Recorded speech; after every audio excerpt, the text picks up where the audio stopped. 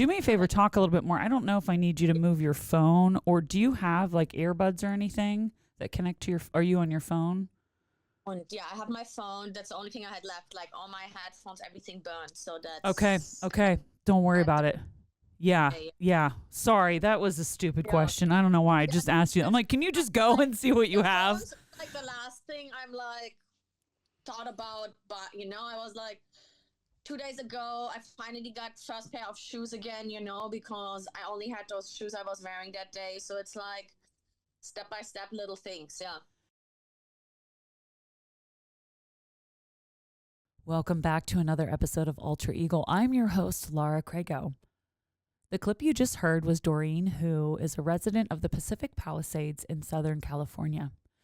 Doreen lost her apartment and her business in the wildfires that started up over a week ago. Now, her story is very unique in the sense that she's had so many people rallying around her almost instantaneously. She had friends who were able to offer her a place to live for the time being. And the community has really rallied around helping her get her business back up and going so she can continue to work. In the same sense, Doreen has also been someone who's been out there helping others who are in the same position as her, if not worse.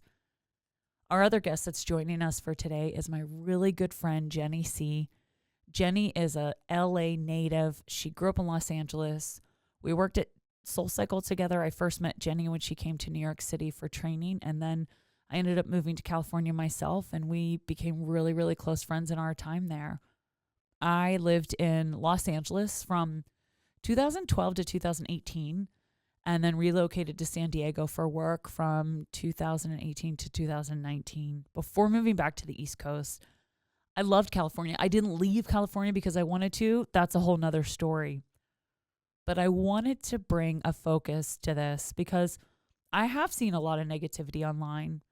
And while I am the type of person that feels everyone's entitled to their opinion, I do feel that there's been negative focus on California as a blue state, as a democratic state, as a liberal state, as a, well, they should have known better or they deserve it.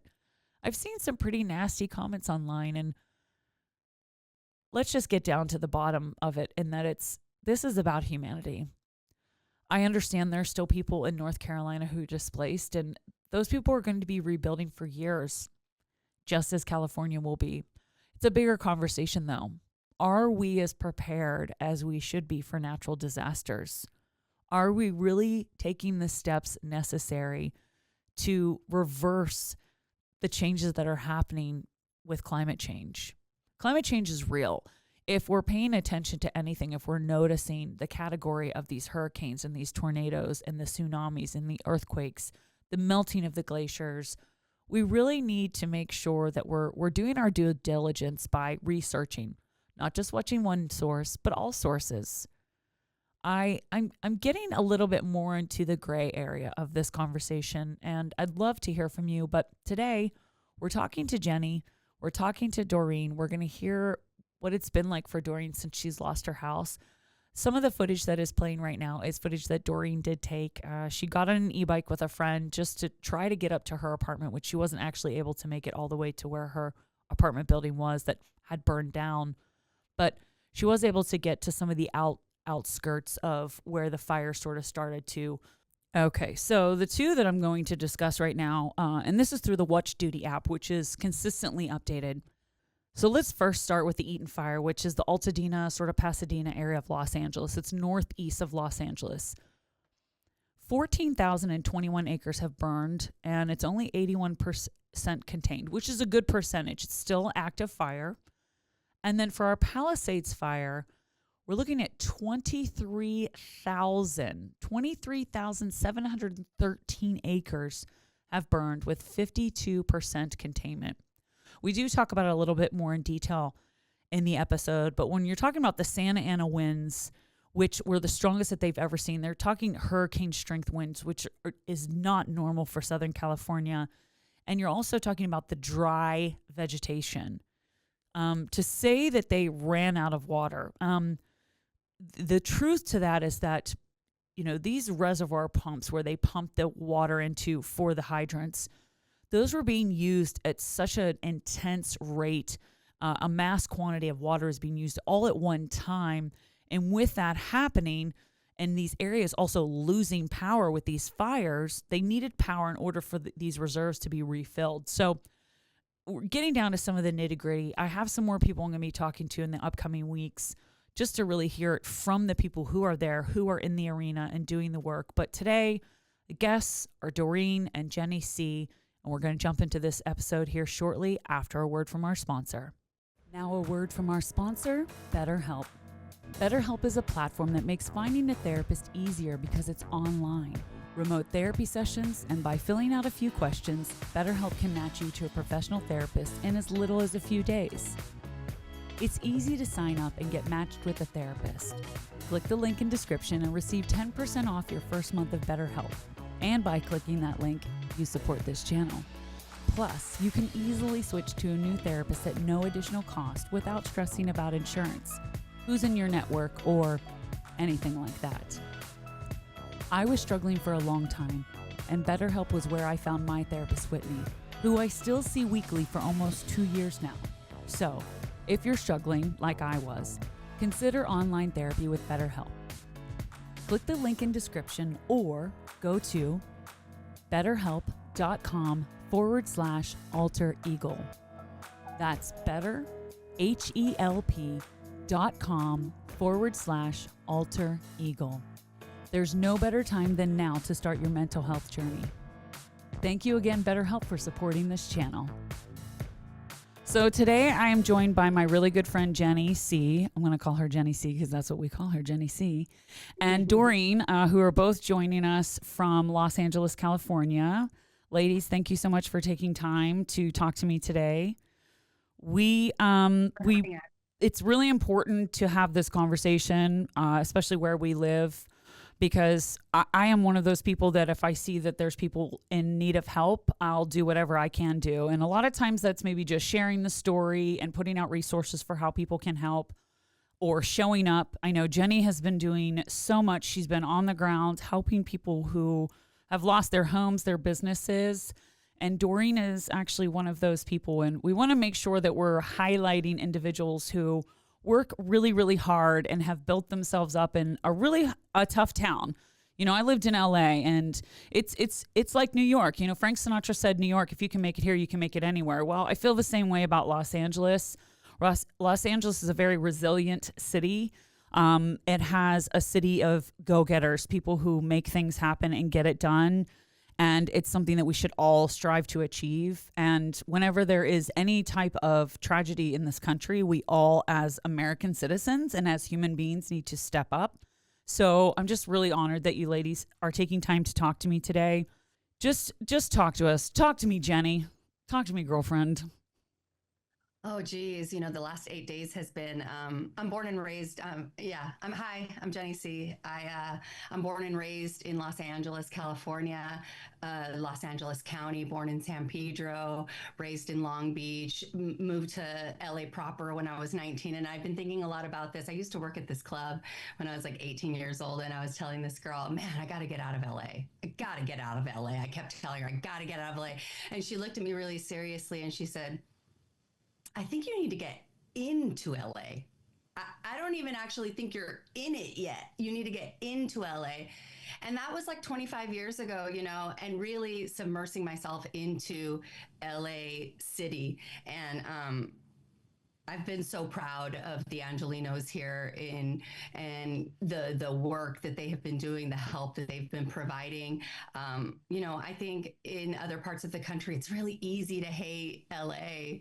It's easy to hate LA because you feel like we have so much access to things and you feel like it's glamorous and glitzy and you see celebrities and their cars and their homes and all that stuff. But LA is full of a tapestry of really rich cultural differences and individuals who hold on to their culture and share it with their community, share it with their neighbors. My next door neighbors growing up were Filipino. We used to pass tamales for Filipino egg rolls on Christmas.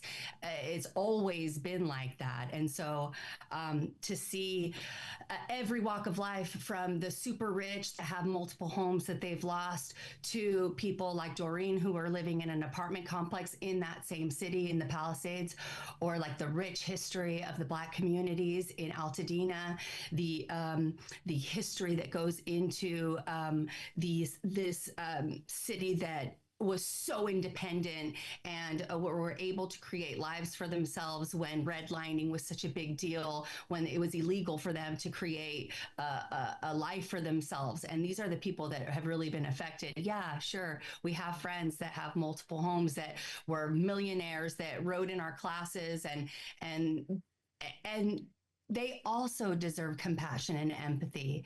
I think it's so sad to hear people say, oh, well, they can just rebuild. There's still emotion, there's heart, there's a livelihood, there's work history, there's a pain, a grief in losing all of that, whether you're rich or not. And I think that we need to stop this whole political divide. It's not a left versus right, it's an up versus down. And the sooner that we start to think about that as a country, the better we're going to be, the more we can work together, the more united we can be. And the fact that people want to hate on Los Angeles and want to hold back aid from us. We love the South.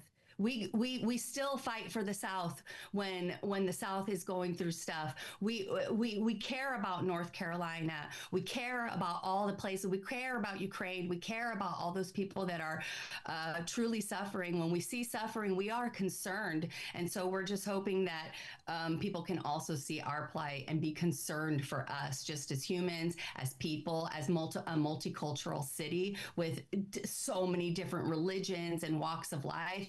Doreen is here from Germany. She's been able to provide a life for herself, create a life, create friends of all walks of life. And, you know, there's just this divide, and it's not left and right leaning. We need to open our eyes and see that it's really the oligarchs that are against us. You know, it's not, we are so much closer to being homeless than we are to being billionaires. And I think people need to open up their eyes and hear that and band together. And that's my spiel. But I have been seeing the best of humans, the best of humanity come out. Even look, Doreen is trying to help other people and she lost everything. Yep. The woman that lost 2 homes is helping Doreen. It's a trickle effect, right? So if we're talking about the trickle down effect, it's actually help, right? Because we've seen that money's not trickling down from the oligarchs. It's help that's coming from the regular neighboring communities. And so I hope that people will see that. And also, not to be catty, but I hope that the country understands that don't bite the hand that feeds you, because California is the 5th largest economy in the world. And we grow the food.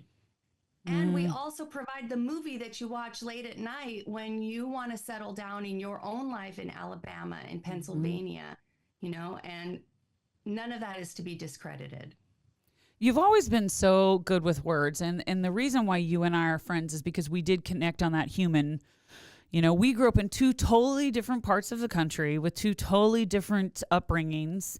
And you've taught me a lot. And hopefully I've taught you things too. Yes. And I think that you've always approached me on something if you're like, okay, what's up with that? Why'd you do that? What's this? And I appreciate that about you. And I love that about you because you're willing to have the conversation. And that's where I think a part of our problem is. But yeah, it really sort of set my soul on fire. And it made me sad when I saw people taking time out of their day to post something to social media, actually telling people not to help.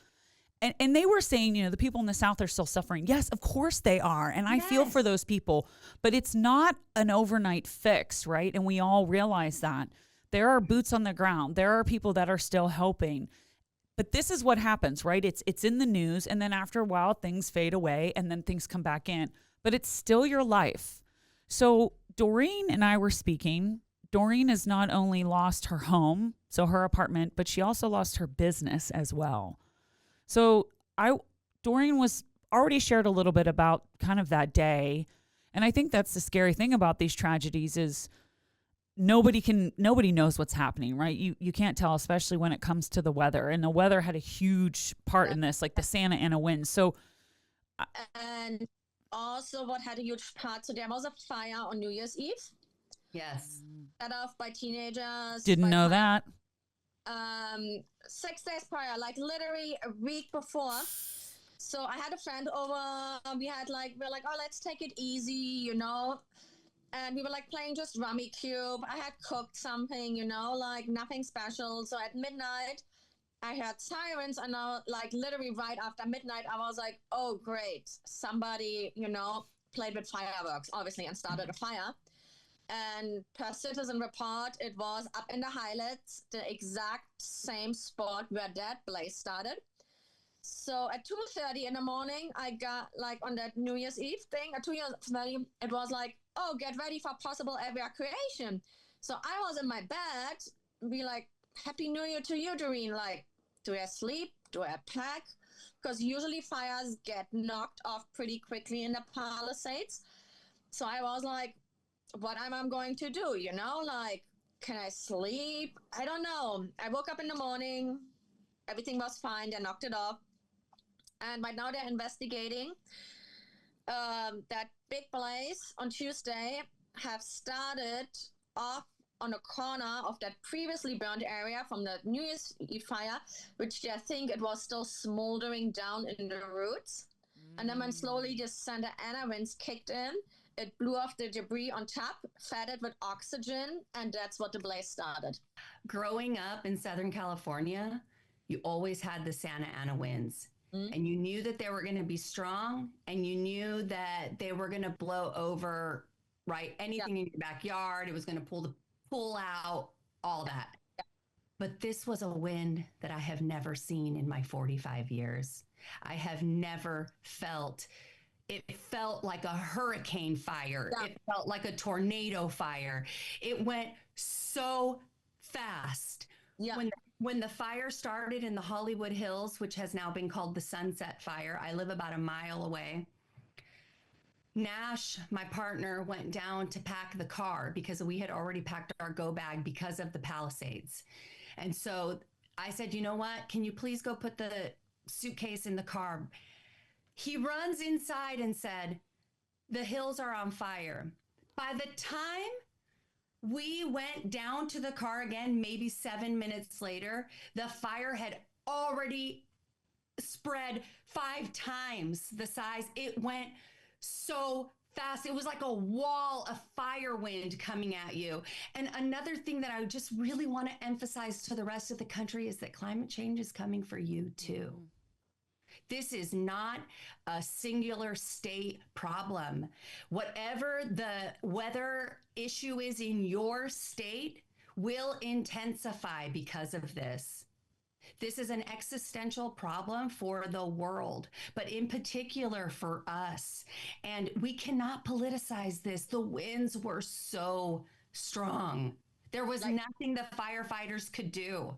Experienced any stronger Santa Ana winds than that night. Like, I knew they're going to be big damage because the planes got grounded at 7. They didn't have that help. By then, they didn't have any water. There's this map online where you totally can see which houses they're checked right now already. And the houses that's surrounding by the fire where it started, they saved actually a lot of structures. So once they're going to make it public, there's a lot of structures saved. But then once the planes got grounded, once the water ran out, it's just flattened. They were warning about hurricane force winds up to 100 miles per hour, which you never usually get in California. Mm-hmm. And one of my friends' boyfriend, he's a firefighter, he in the Pasadena one. So last weekend when he came like literally home just for a night because he was fighting fires, they already told them Saturday prior that those winds are going to be really, really bad. Like the fire department, they knew, that's why they were like prepared. But then having the Palisades fire, the Pasadena fire started, then there was the Kenneth fire, there was the Hearst fire, there was the Sunset fire. There were like 5 fires blowing everywhere in LA at the same time. Where do you get all these firefighters, you know? So obviously you have to take some from there to get this community safe. You have to take there, so you don't have enough firefighters to like get, you know? So that was the problem too. Those winds were so strong, they ignited 5 big fires in one night, all on Tuesday night at the same time. And it's funny, you know, growing up in Southern California, there's a thing called earthquake weather. Oh yeah. Earthquake weather, right? And you'll feel it. Yeah.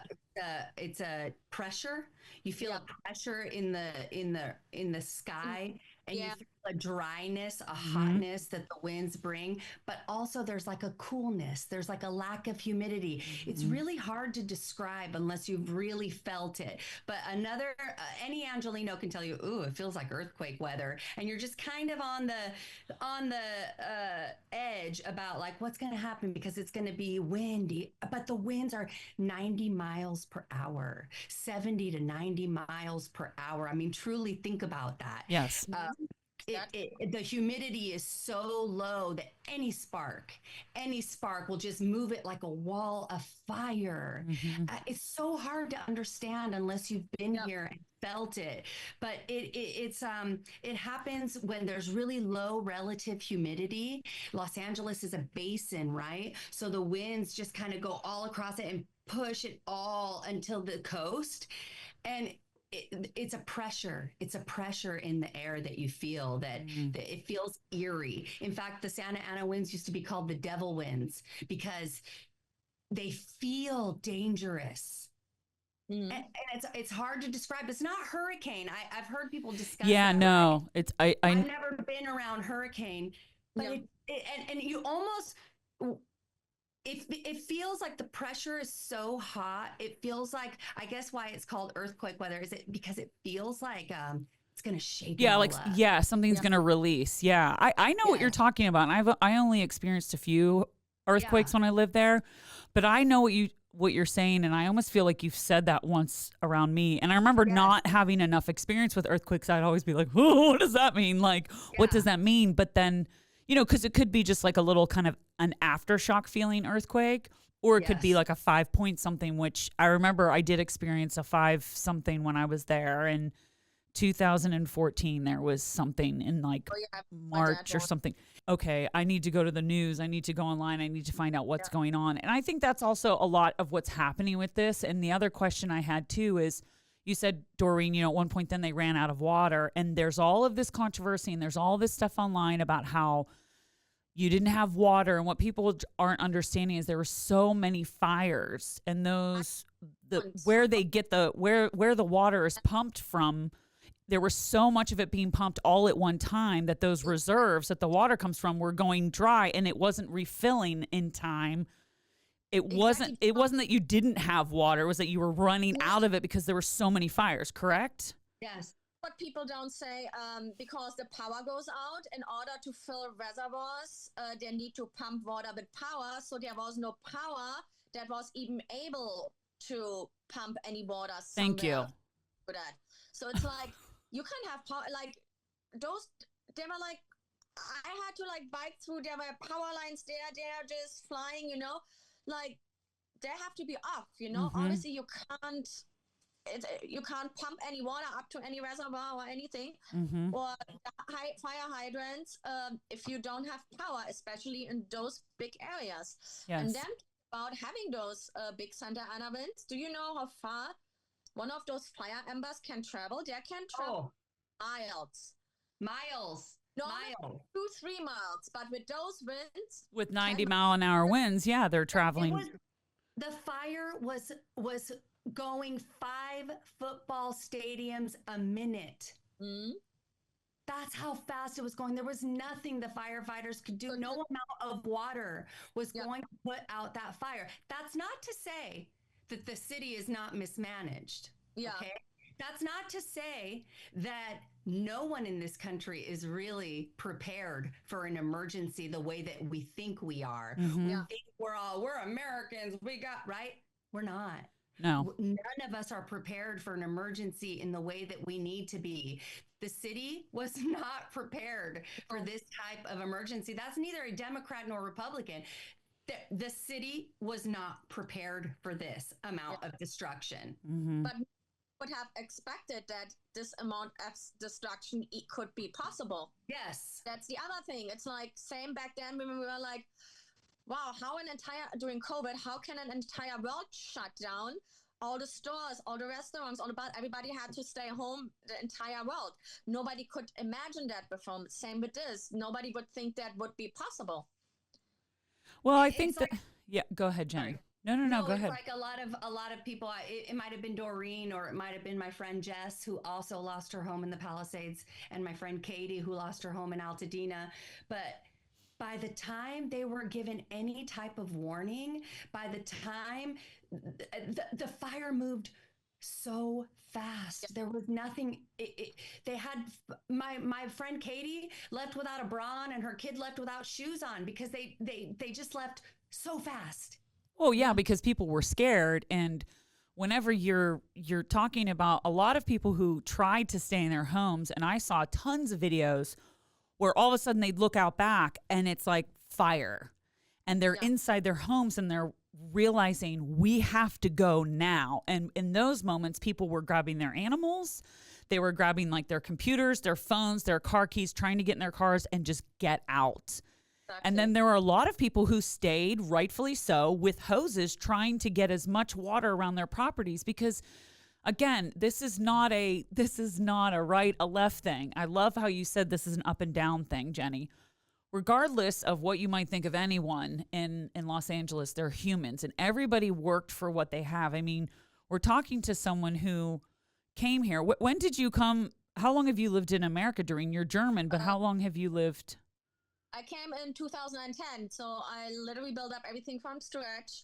So I moved here with my best friends. We actually opened a German food truck where we were selling German brats, which was great. We delivered all the studios and stuff, but then our friendship kind of, let's say she wanted to be more like a actress and thought she's, like stuff like that. So, and I was kind of more the normal one. So we kind of had differences.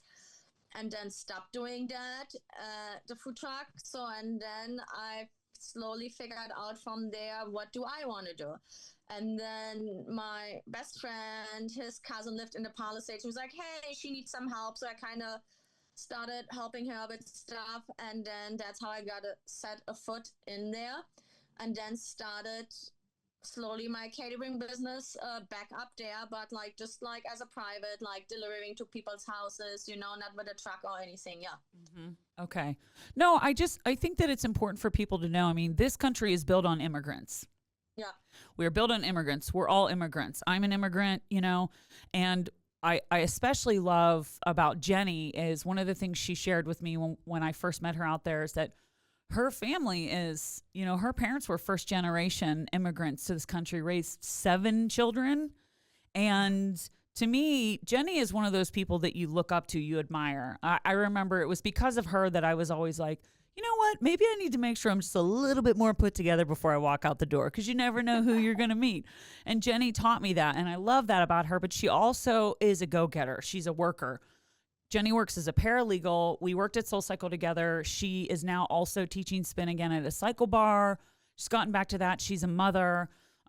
She's the friend that shows up at everything. She's always there. And so I think it's like when you're meeting people who are showing up, regardless of what you're going through. And I've seen her go through some really tough stuff, but she still puts, she brushes her hair, she puts her makeup on, she gets dressed up, and she shows up, because that human connection, she really gets that. And so I love that we're talking to you, Doreen, because it's important for people to understand, like, you moved here and you worked really, really hard for what you have, and now you're going to have to start over.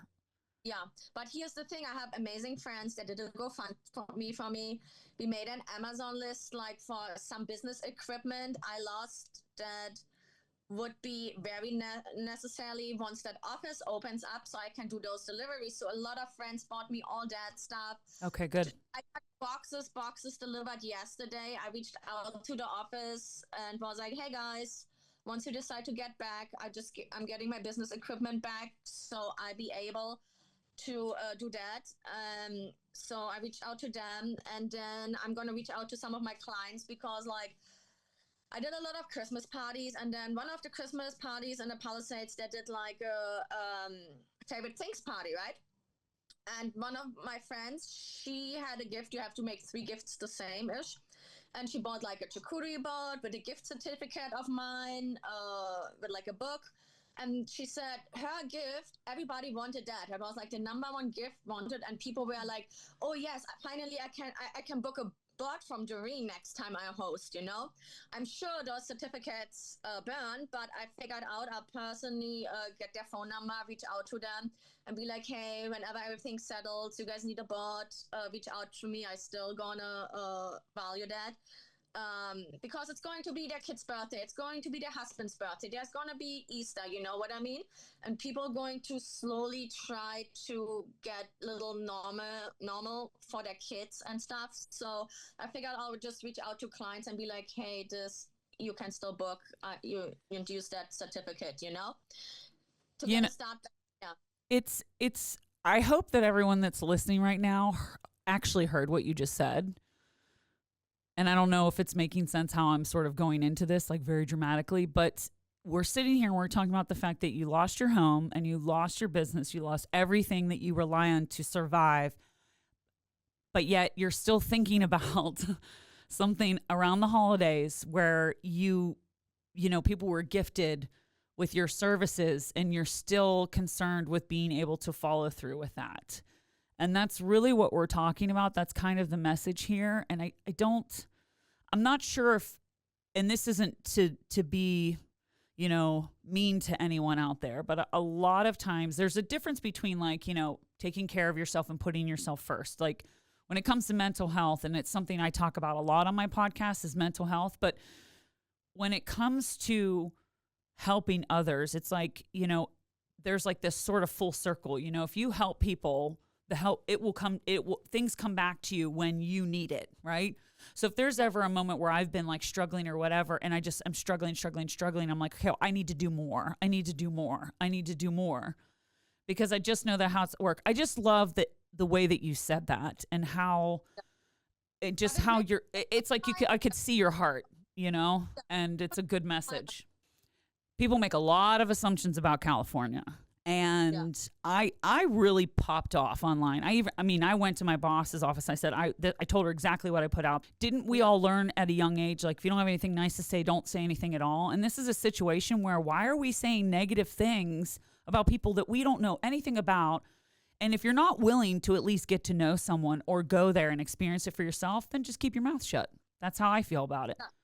Where are you living right now? Sorry, let me ask you that real quick if I can. Guest house at my friends in Sherman Oaks. They have like a 4-month-old baby, so they were like happily to take me in, cook me dinner every night. They started to GoFundMe, and like people who I haven't even talked in 8 years, they donated to it. Like one of my friends, she knows somebody at Vuori, so I'm having like she reached out to them to send me like a box of clothing because I was literally just left with what I was wearing that day. People would be like, "Hey, Doreen, come, let's go shopping, buy you some clothes, like immediately, Mm-hmm. Like, they're like, "Don't worry, you can stay," get support from everywhere, like people you haven't talked in a while, people reaching out, like people just sending Venmos, the food, It's amazing. I had like on last Saturday, I went to Orange County to one of my friends. She had like some clothing, and she had like a couple of friends who coming over with some clothing. And this one girl that came over, Lacey, I never met before. She drove all her way from Santa Monica to Brea to drop off those clothes for me. But then the next day, she literally went shopping to Home Goods, sent me a picture of the biggest charcuterie board with like the the phone on there. She's like, just so you can imagine the size. Is this a good size you need? You know. Aw, So I bought love stuff on that. my like Yeah.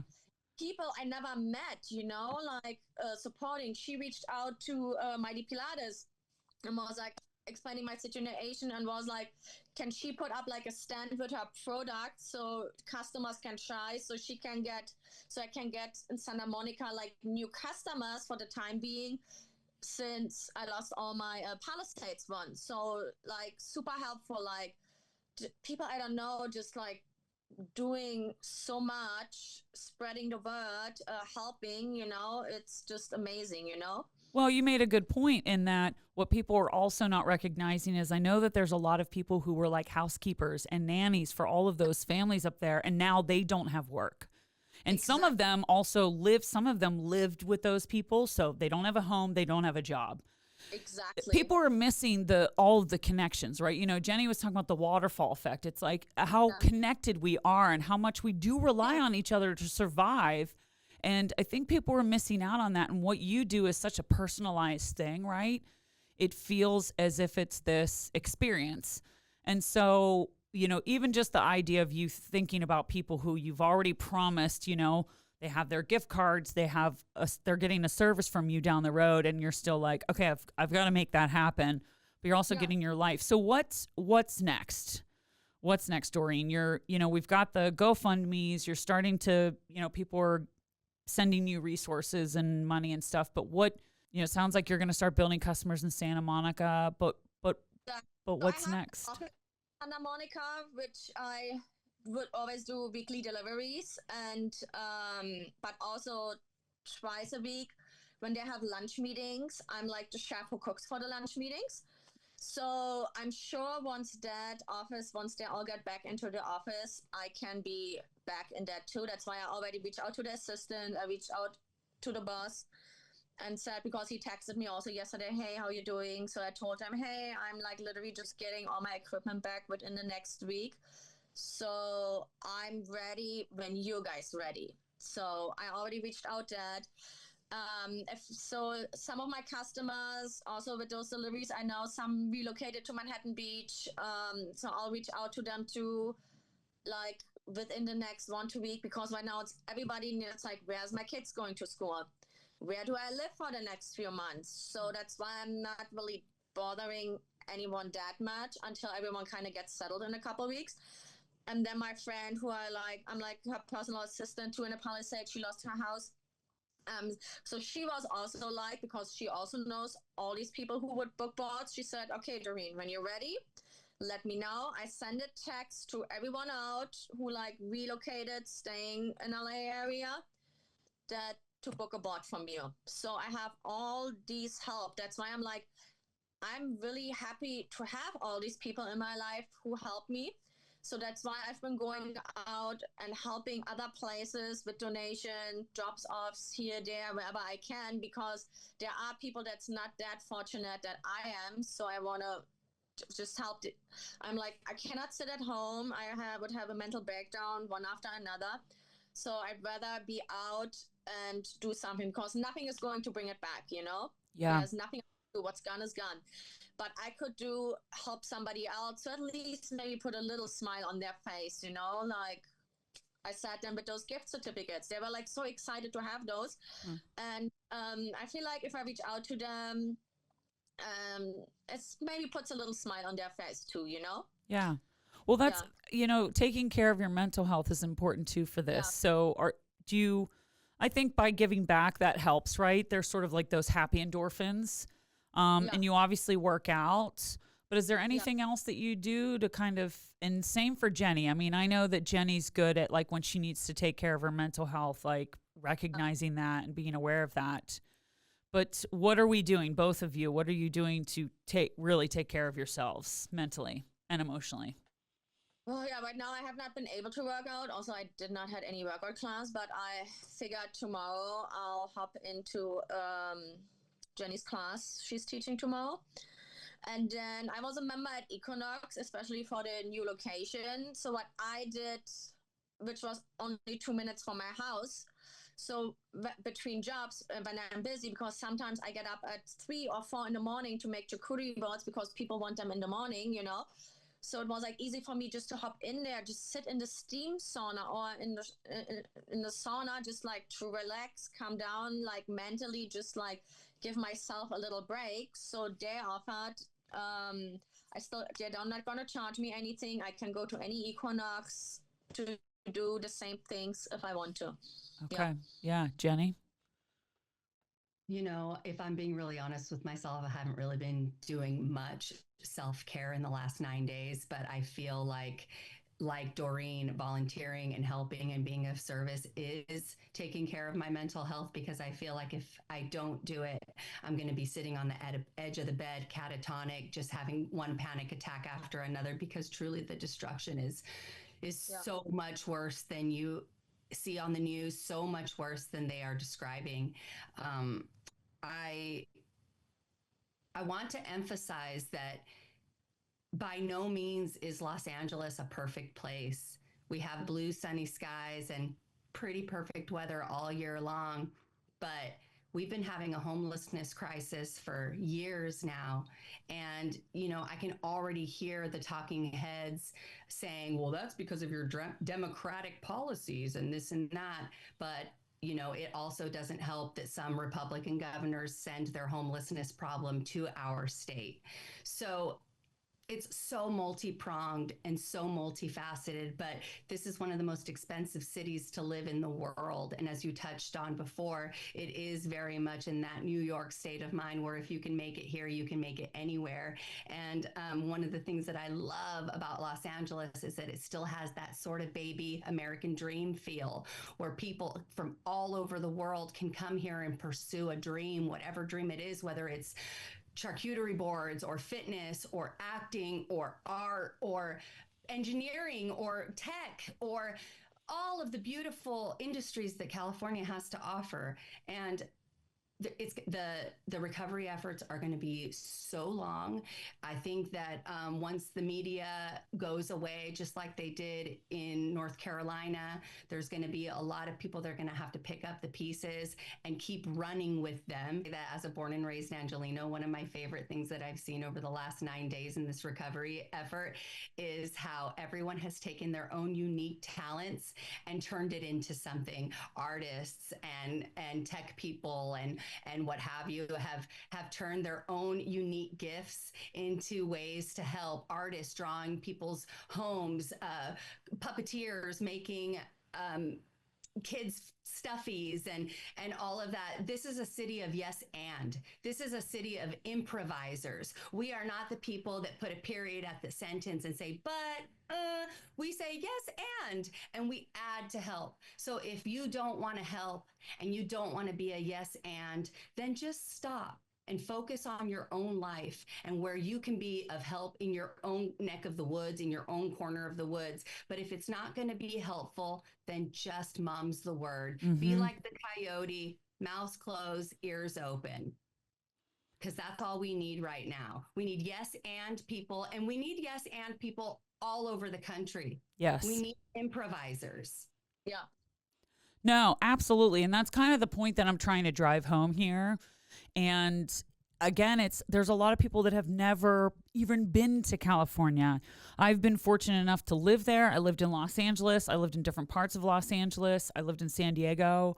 I visited Northern California.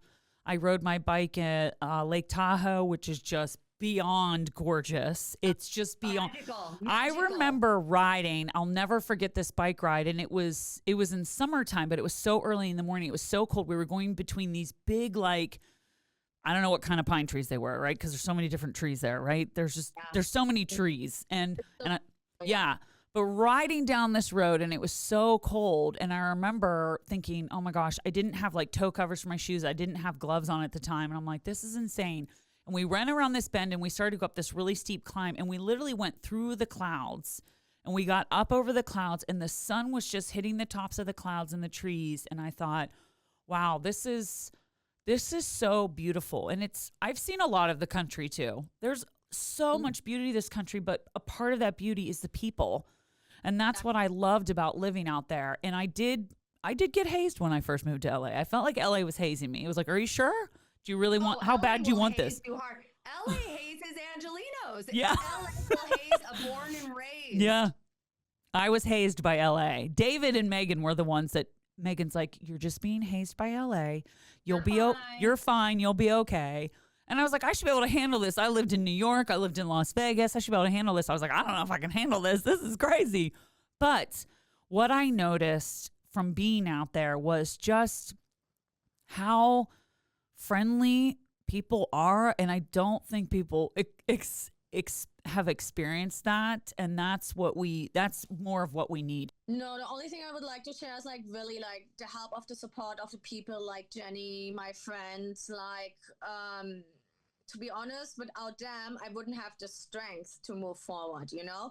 But just having those people backing me up, supporting me up, I know it's going to be a little tough road at the beginning, but I know I'll be okay. I'm strong enough to do it, to get through it, because everyone's stepping up, people I don't know, you know, like without them, you know, I probably would just cry all day, but it makes me strong. And I know it maybe takes a few years to be back to what I had lost to this point, but I need to fight for that because I have those people behind me who believe in me, who support me. Yeah, I love that. Well, yeah, Jenny's an amazing person. How many did you do? Did you go to Sam's Club or Costco? Where'd you go? You had all kinds of stuff that you bought. I've been to, I've made 3 Costco runs. People have been crowdfunding on my Venmo and making sure the donations go directly to the families that need it. So I've gone for plus size underwear. I've gone for incarcerated firefighters socks. We've done toothbrush covers and Hello Kitty toothbrushes for the kids that need new supplies.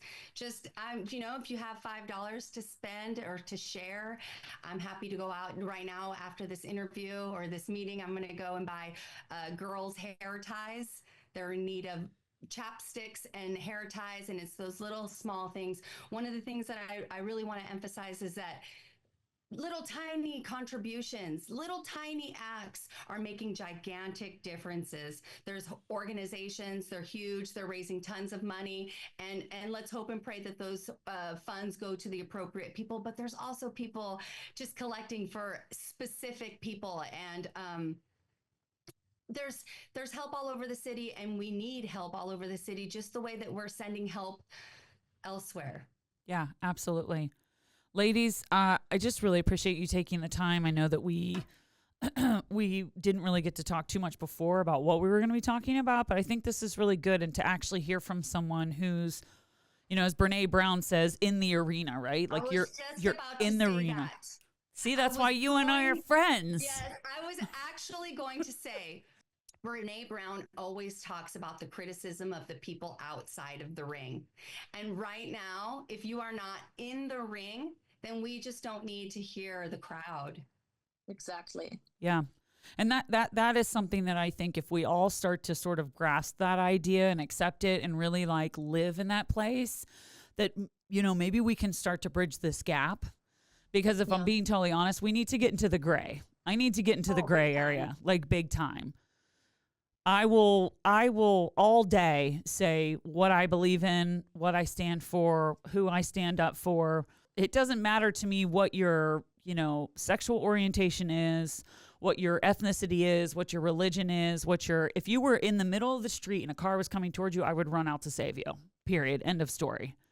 And I think to me, I don't know if that's a juvenile way of thinking or a simple way of thinking, but to me, it's not. By making an assumption that, well, I didn't get them into the middle of the road, it's not my job to get them out. And there's a lot of that mindset, especially when we talk about like homelessness or someone who's, you know, struggling financially. We assume, well, I have heard people make assumptions. Well, I didn't get them in that position. I'm like, also, you don't know how they got there. And even if it was a different path than you would have taken, it doesn't matter. We're all humans. We all have desires and passions and feelings, and we all deserve to feel loved and supported. And all the full circle stuff is just such a good message. So Doreen, I need to make a trip to California and have one of your charcuterie boards because now all I can think about is charcuterie Oh boards. my God, they're amazing. They're amazing. I've hired her. They're so good. She did my graduation brunch. Yeah, And Jenny, I upgraded. Want to know what? I got my own meat slicer, so I was slicing them fresh on the board. Done. So much better. I want to crowdfund to get you a new meat slicer so I can come out just so you can charcuterie board it up. There's like this company, they're also like, they go like, the owners go to like the Calvary School in the Palisades. I live there, Truffle Brothers. They have like those Italian meats and everything. So I was like getting everything from them, but that's all burnt. I had like everything by the pound in my fridge. Oh, and they lost. I said fresh on there. It's all gone. There were some videos that I saw, and when I saw there was like that shopping center up there that my friend Denise had her store in, and that's all gone. Yes, they're all gone. Like and I saw the Gelsons that burned down. The gals, that's where my shops, because for me it was perfect to live there. I had the farmers market, I had the Gelsons, I had the Ralphs, I had all in one section. I did not have to go around town because specific things I would buy there, specific things I would buy there. Then I had my clients down the street because, like, let's give you an example. Halloween, I had 10 charcuterie boards. Everybody came by 2, 3 in the afternoon. I got up at 3 in the morning and was just making boards until then. And then I had to drop them off. But since they were like all clients kind of just 5 to 10 minutes away from me, instead of living in West Hollywood where I used to live before, I would have that 1 hour commute, that 1 hour commute back. It was just more sense to be right there so I can be faster and I can take more orders, and I had a bigger space. That's why I like just had moved in October. Like my furniture, everything is brand new. I'm still paying off the monthly payment for my couch and stuff. But everything was like brand new, like the entire equipment, like, and then one board survived. That was in my car. Like all my other wooden boards were gone. There was one in my car that survived. So that's going to be the lucky board. So whenever I'm going to make a charcuterie board again, that's the first board I'm going to make someone, and then it's going to get framed or something. I just wanted to say that you don't have to be from Los Angeles. You don't have to be from California, and you don't have to be impacted by climate change to care. Humanity is seeing someone suffering and saying, that concerns me. And if we're more concerned with each other, we will stop being so individualistic. And we're learning as a country that that is not the way to be. We have to connect our webs, or we're not going to make it. No, I agree with you. We have to connect the webs. Yeah, we do. Well, just thank you both so much for taking time to talk to me and to my audience. This is just a really important conversation to have. As of right now, I think I have some more people that are going to come on. If you think of anyone else that would be willing to pop on, I'll be honest, I'd love, I have 3 friends that are firefighters. Well, I know the husbands, but it's the husbands of the wives, obviously, and I know them very well. But I think it'd be interesting also to talk to, the people that are out there and fighting the fires. Absolutely. You should try to get in. We should try to figure out a way to get you an incarcerated firefighter. Well, I would like to get yes, I would. That would be awesome. A firefighter. Hold on one second. Sorry. Hold on one second. A firefighter and also a fire chief in that same conversation. So I don't know if you guys are able to do any of that. Fire chief. Yeah, I think a fire chief would be really cool because, again, it's coming from someone who is like at the top, and they're really in that understanding of how this all works. I mean, I think there's just so much going on out there, and people are like, oh, well, of course, because they didn't have water because of fish and because of this and because of that, and Gavin Newsom and them. And it's like, stop. Everybody, why is that? Why was that the first thing that we were talking about? When it's like, no, just help right now. Just help. Like, can we just help and then let people take care of all of that, and let's take time. I don't know if that makes any sense, but it's like we're trying to come over here and be catty when it's like, well, let's go over here and help first, right? And then we can have this conversation later. Exactly. Because if your technology behind that, people normal people don't understand. It's easy to blame it on someone. Mm-hmm. Just because, oh, there was not enough water. But yes, why wasn't there enough water? You cannot pump that amount of water in this entire city to fight 5,005. The pressure, it's just not there. Mm-hmm. With having electricity shut off, that helps to pump things. It's like you have to look beyond that. Like, yeah, and people just don't understand. Yeah. I also think that people need to stop and think before they speak, because if your gut check, if your knee-jerk reaction is to start with the blame game and start with criticizing California, start with criticizing Los Angeles, then I say that you should probably follow the fire protocol, which is stop, drop, and roll. Stop, drop, and roll on out with those thoughts if that's your knee-jerk reaction. Okay? Yeah. Ain't nobody got time for it. Like, ain't nobody got time for that. We don't have time for it. We love Pennsylvania. We love you Yinzers. We love all y'all. One of my best friends who went to Nordstrom bought me clothing. She's from Pennsylvania. Yeah. The melon heads in Los Angeles. We got more Carnegie melon heads in Los Angeles than anywhere in the world, I bet you, per capita. Yes, we do. Yes, you do, I should say. Yeah, right? And I live there. I mean, I'm not too shabby. I'm all right. We love the Yins. Yeah. Los Angeles is full of the black sheep. Yeah, right? City of angels. We're a city full of black sheep, angels, weirdos, artists. Misfits. Yeah. You know? And we welcome you, and we hope that you will pray for us. If you don't want to donate, that you will send your positive energy, that you will think of the people that are displaced, that you will consider yourself in their shoes, you know, that you will put yourself in their shoes. Yeah. If it all feels so dramatic, right? Because and I don't know if it's like LA that makes it even feel even more dramatic, but like, yeah. This is so serious. I know that I have this smile on my face. It's only because I don't, I don't break down. But this is so serious. It's so serious. It's the size of the entire city of Boston. I mean, I had to get, my body was just like going through like in pain. I like the first 2 days, I couldn't really move my arms or anything. So a couple of days ago, I mentioned my dry needling guy, who I always go if I have like little injuries. And he was like, hey, Doreen, what do you have today for me? I was like, well, I have something really good. He like literally dry needled my entire body and for free. After I told him and showed him. Yeah. But like all these people, you know, like I went to like where I got my weekly shot. They gave me free injections of vitamins and everything, detox stuff, because I told them I was for 2 days in a row breathing in all that toxic air, you know. I think my body just does not know, like if I have mental breakdowns, I can't move. I feel paralyzed, if that's kind of, you know. I'm gonna sound like a total Angelino right now, but it's like, well, your body keeps the score, right?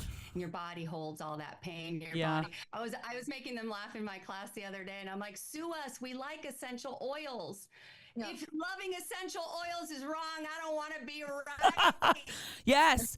Listen. If loving a protein smoothie, essential oil, sunshine, and my feet in grass is wrong, I don't want to be right. Right?